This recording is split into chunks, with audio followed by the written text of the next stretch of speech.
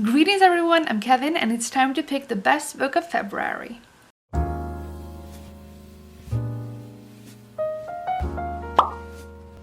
So just like last time, I have placed all of the books that I have read, only the books that I finished in February. So the first book that I finished this month was The Baron the Nightingale, and then The Girl in the Tower, and last The Winter of the Witch, so that whole trilogy. And then I read The Polar Bear Explorers Club, and the second book in that series, which is Explorers on Witch Mountain. And then Check Please, and all of these books on this row was for Polar Fawn. And I have a little vlog for that if you want to check that out, it's up there. And then I read Ember and the Ice Dragons, also for Polar Fawn, Frostblood, Turtle Under Ice, By the Fire. So all of these four were also for Polar Fawn. Check Please was a graphic novel. Turtle Under Ice was a novel in verse. By the Fire is just a collection of stories from Samis. Then we have Valentine's a Fawn, and I read Recommended for You, All the Rivers, Check Please, the second book in that series, I Believe in a Thing Called Love, Wicked Fox, and Starquest. So those are the 16 books that I finished in February. So just as I did for January, I'm gonna erase the sequels, so the ones that are part of a series. So The Girl in the Tower, bye-bye. The Winter of the Witch goes away as well. Explorers on Witch Mountain. And then next one is Check Please, Sticks and Scones. So that leaves us with 12 books. So now that I have erased all of these sequels and the second and third book of a series, we are left with these 12 books. So the first book is The Baron the Nightingale, and it took me a while to get into this book because a lot of things were happening to a lot of characters. We followed a lot of characters and it was a little bit jumpy for me. It is kind of high fantasy. I know it's fantasy, I don't know if it's high fantasy, but it is fantasy. It's set in Russia in like the 1800s, I think. I'm not sure, but sometime around that, I think, or medieval times, I don't know. And it has to do with Russian mythology and stuff like that, but there was a lot of things going on with that book. And then we have Polar Bear Explorers Club, and I have a very weird relationship to this book, which you'd know if you've watched my Polar Fawn reading vlog. I have very mixed feelings about this book.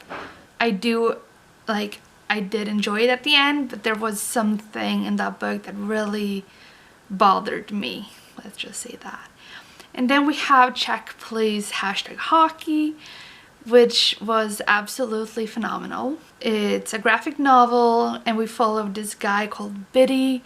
He's just started in this hockey team in a college, and he loves baking and stuff like that. And we kind of follow him as he finds his place in the hockey team, and he's also gay, and he falls in love with one of his teammates, and the ending is just phenomenal. I actually, I've read the second book and I don't think the sequel was needed. Like, honestly, with the first book, it was just so beautiful that for me personally, I didn't need the second book. Like, the second book didn't add that much. It was very enjoyable and stuff like that, but it wasn't needed in the sense.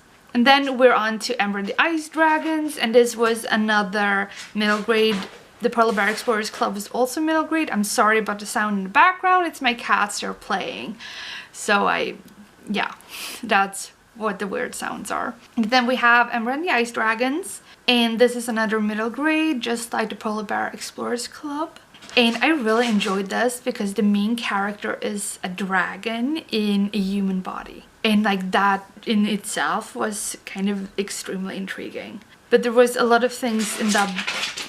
There was just a lot of things in that book. I don't know, it was good. And then we're on to Frostblood, and I absolutely love this book. It's about this girl, I don't remember her name, but she is a fireblood in a frostblood world. So in this world you kind of have you have frostblood, you have cold blood, you have some kind of ice powery thing that you can in some kinds control colder temperature and frost and ice and stuff like that. And in this world, if you have fire blood, which means that you can control fire and heat and stuff like that, you are considered dangerous because fire equals danger. So there is kind of like a witch hunt on firebloods, and our main character is a fireblood, and she has to, in the beginning of the book, she has to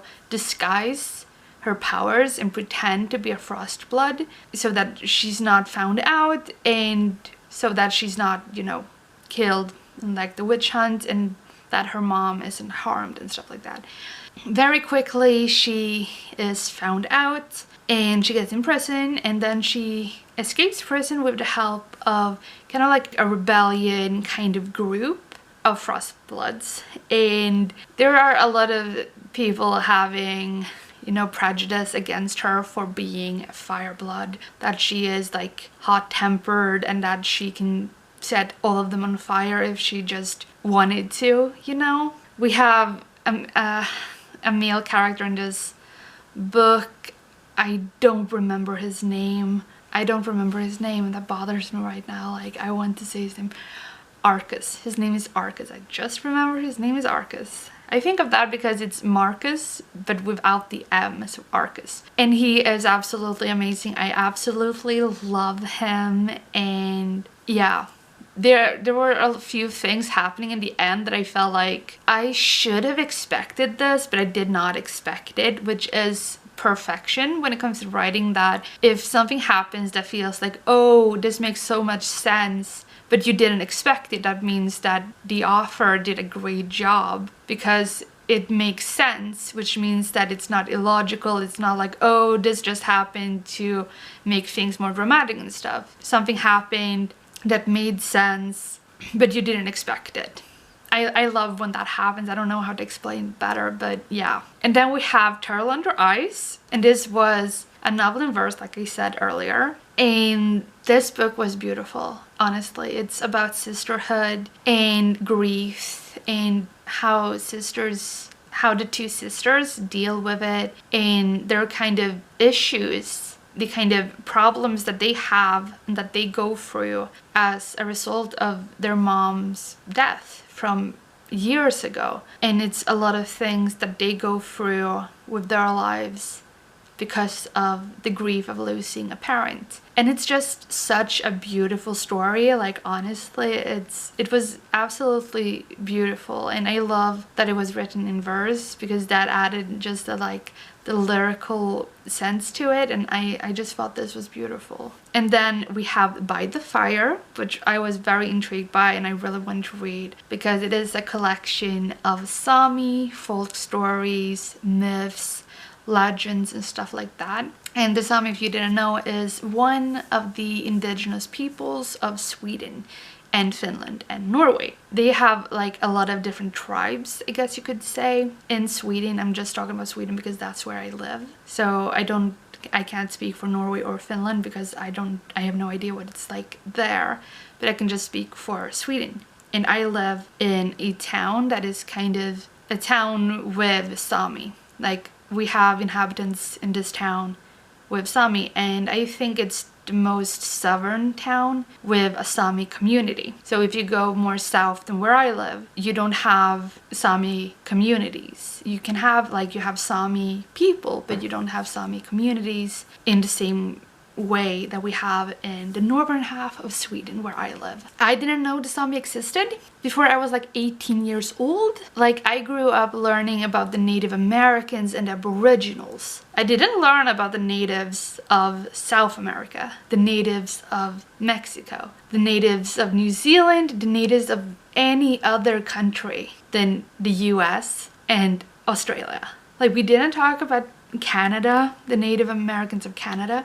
We just talked about the US and Australia. So I felt like I really need to educate myself on one of the native peoples that we have in my country. And also, as a teacher, that is extremely important for me to educate myself on. And to have this book, it is written in English. The original is written in Danish. There is no Swedish translation. All the stories are sourced to the person who told the story. And I love the fact that that book, the stories were collected before Sweden got the Race Biology Institute, which started a whole chain reaction of a lot of problematic things done to the Sami that essentially made a lot of Samis ashamed to be Sami. And we have a lot of people in Sweden who are Sami who does not know they're Sami because a grandparent completely erased that part of their identity because of the harassment and racism that they faced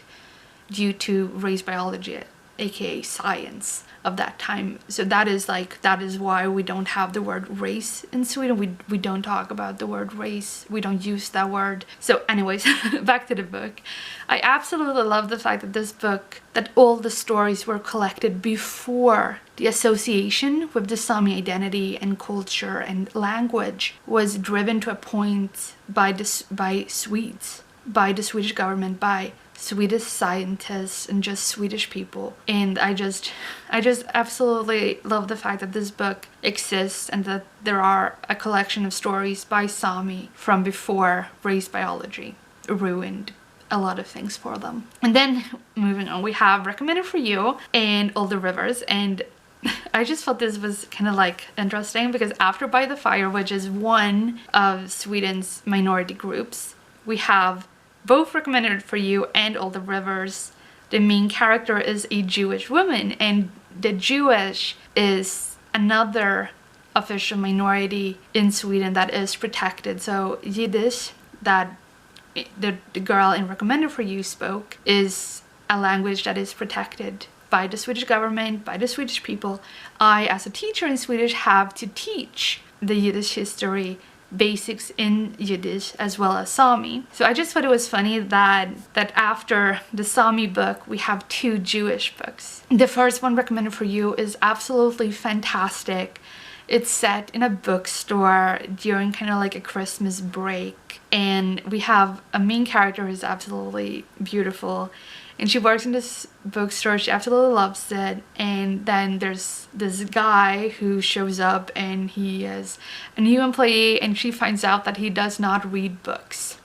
And she's like, what are you doing in a bookstore if you don't read? And they get off on the wrong foot, and they become kind of rivals slash enemies. Like, they have a very like bad relationship because of that. And then their boss comes out and says, the employee that sells the most books by Christmas will get a holiday bonus of, I think, $250, something like that. And this girl really needs that money to save her car, and the only one that is kind of competing against her is this guy that she also finds out is Jewish. I absolutely love the fact that this is a rom-com book set in a bookstore involving books, and the two main characters, or the main character, is a Jewish woman with two moms, with two Jewish moms, and the love interest is a Jewish guy. I love that. Like, honestly, I absolutely love that. And then we have All the Rivers, and this is a book by an Israeli woman. This is a translated book, so it is in Hebrew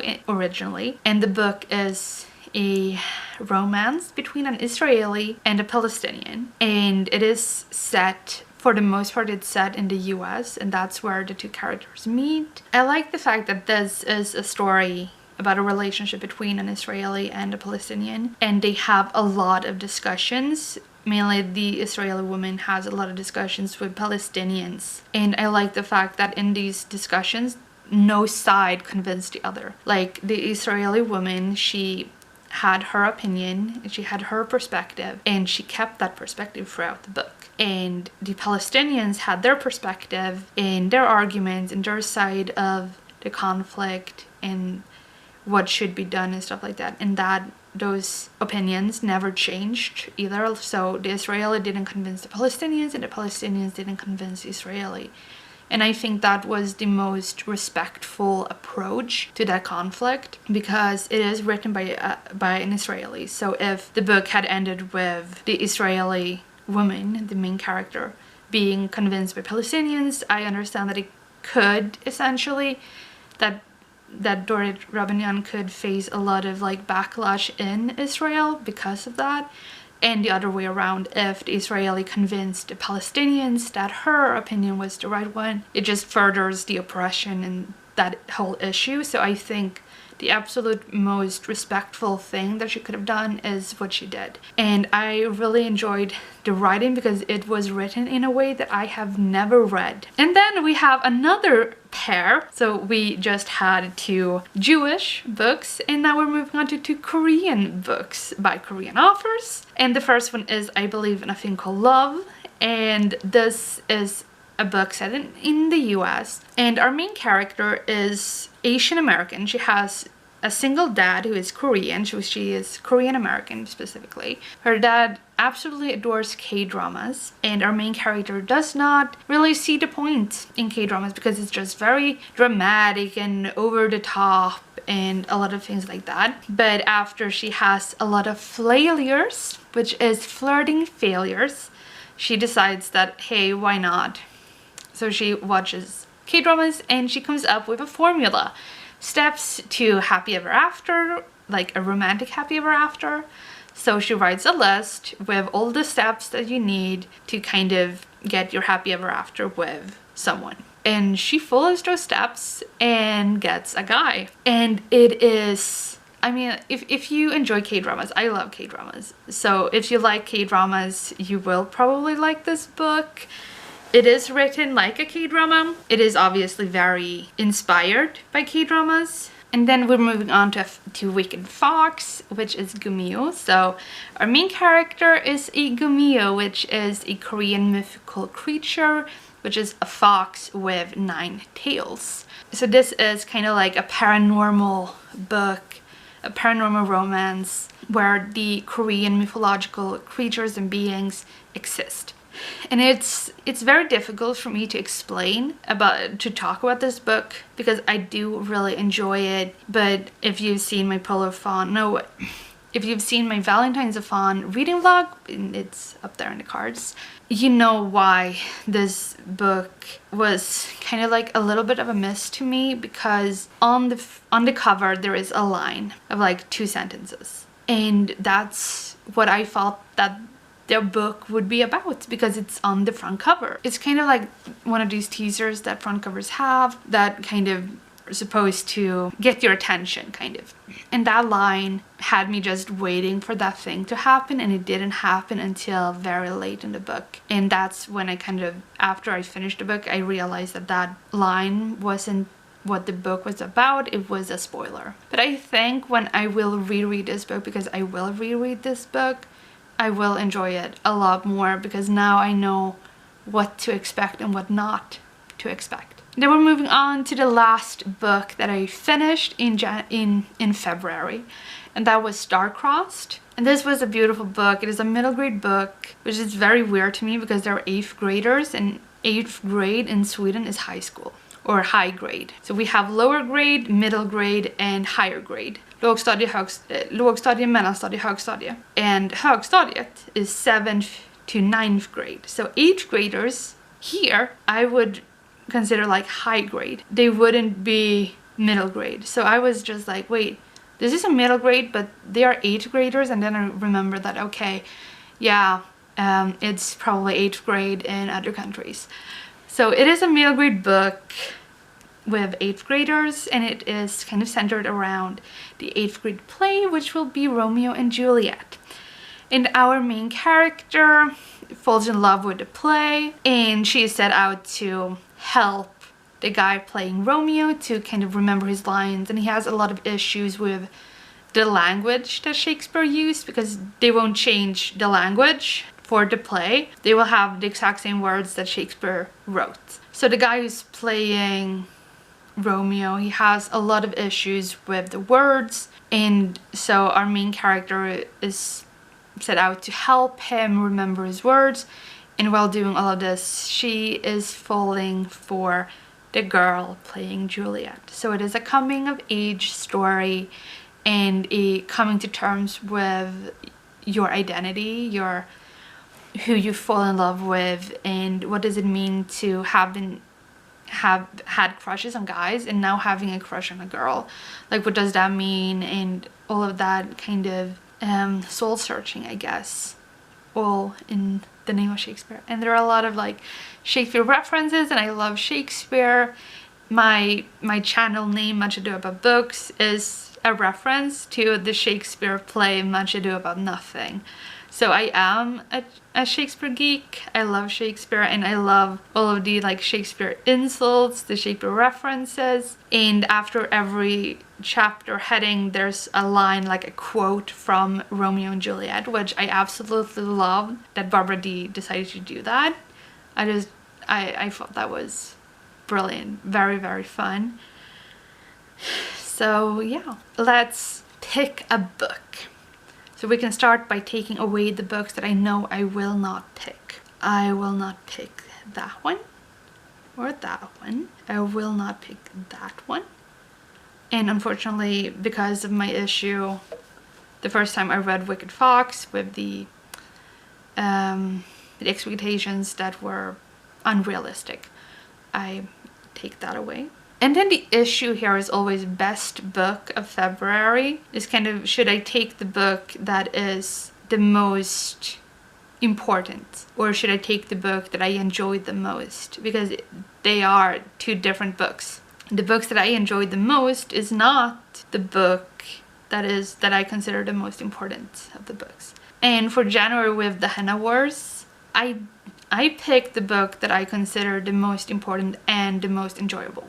So it had both of those qualities. I'm going to take away, I was gonna be like, oh, I'm gonna take away Check Please, but I don't know if I should do that.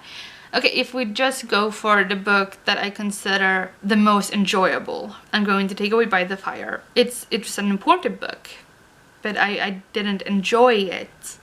I wasn't entertained by it the same way that I was by the other ones. Then All the Rivers, I guess, too.